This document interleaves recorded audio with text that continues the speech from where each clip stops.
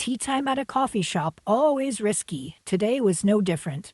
The good, the bad, the ugly, and the yummy of afternoon tea, Whitby edition. Because I was in the area attending tea at Parkwood Estates in Oshawa, did you see that abysmal review yet? I decided to also take in tea at Marito's Coffee and Things while in the area, and to make that horrible 401 trip across Toronto worthwhile. Marito's Coffee and Things is located in Whitby, Ontario, Canada, in a cute little downtown building with metered street parking outside. This was afternoon tea for one person as I was by myself. I'm going to describe the tea experience and sprinkle in the good and bad aspects because it was pretty mixed. I got to meet the owner here and she was truly lovely. But again, just like my last review, I would recommend attending some afternoon tea experiences in 5 or 6 other Ontario tea rooms to see what and how other tea rooms are serving and for what price point. Again, owner is lovely and I appreciate the hustle to cash in on the afternoon tea trend, but some aspects here need to be reconsidered, respectfully. Starting with the tea, there was a nice little tea menu which I appreciated. I chose the Harney & Sons Paris tea. I already know I like this tea because I have these tea bags in my tea tote, the bag of teas that I bring with me when I travel so I can make my own tea at hotels. However, here it was served in a large teapot with only one tea bag inside, so it was not strong enough, because a teapot this size needs at least 2 of these tea bags. The menu notes a second tea bag would be $3.25. I decided not to pay for another tea bag and just complain to you here instead. But honestly, they should be serving loose-leaf tea at afternoon tea.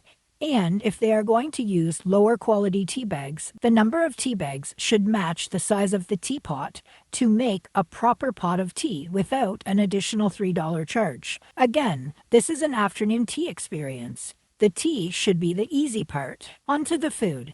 Again, this is food for one guest, but I'm still moving it to my own plate so you can really see the serving size. There were 3 chicken salad in phyllo cups, a cucumber, butter, and tarragon finger sandwich, an egg salad sandwich, which did have tiny raw onions in it, another sandwich with cranberries. I think it was canned tuna. It tasted like tuna, but that's not often served with cranberries. So maybe it was more chicken salad, and a ham and cheese sandwich. They were all served on fluffy brioche-like bread. The bread and sandwiches were fresh. I found 3 chicken salad phyllo cups an odd choice. Maybe 2 with the same filling but 3? Or maybe just have 2 and have 2 different fillings.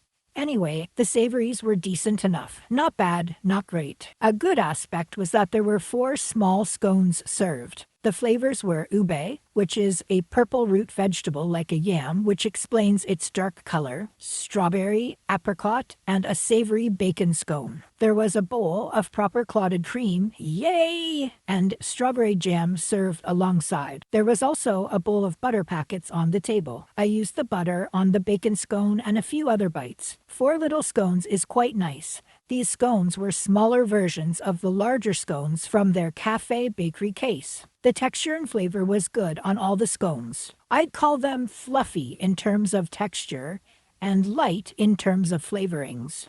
I was pleasantly surprised at there being proper clotted cream served. Hip hip hooray! The scones were a good aspect here. For sweets, I got to choose which cheesecake tart flavor I wanted, and no surprise, I chose the chocolate ganache tart. The owner confirmed I would be okay with a pistachio macaron? Sure, I mean, of all the macaron flavors, pistachio has a fighting chance on my plate. As you may know, I hate seeing macarons at so many afternoon teas. Anyway, on to this tart. It was very much underbaked. I was concerned about eating the raw dough on the bottom, but because the cheesecake part was the same texture as the raw tart shell, I couldn't really tell it was raw in my mouth. That's not really a good thing, right? I wish it had more chocolate ganache along with being properly baked. Serving only 2 sweets and one of those being a macaron is very much on the sparse side.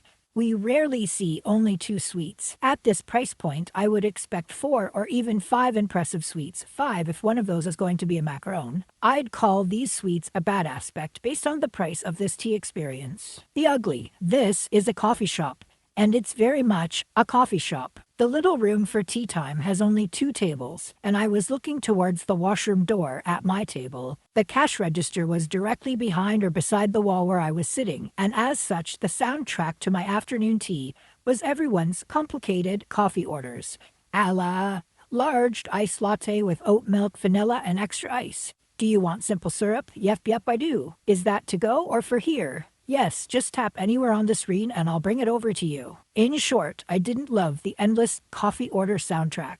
I also must mention that this lemon print paper napkin was very much out of place, with the classic tea time dishes and nice china. The paper napkin was giving picnic at the beach. It wasn't giving quality tea experience. The art on the walls was nice and bright and pretty, but the art was not enough to carry this room into what one might expect as an afternoon tea venue. Based on the lackluster venue, I would also expect the price here to reflect its lack of ambiance. Unfortunately, the price was steep at $48 per person, plus tax and tip. This is on the high end for afternoon tea outside of Toronto hotels, especially for this offering. Based on the poor quality tea bags and the not great sweets in a busy cafe with no ambiance, I'd suggest this tea should be priced at about $30, which makes it about $18 overpriced, in my expert opinion. The scones were yummy. Overall, if a casual busy coffee shop is your vibe for afternoon tea and you want to try proper clotted cream on pretty good scones, this is your venue. My queen of afternoon tea rating, all things considered, is 2.5 out of 5 stars. Again, the owner is a lovely person who is working hard at her business. If her business is, or wants to be, afternoon tea, it needs some attention to the details I've outlined. Plain and simple, just one person's expert opinion. Hey, are you following my account? Please confirm you are following or subscribed, and accept my gratitude for watching this video, especially if you're doing so on YouTube, my preferred platform. Thanks, tea friends!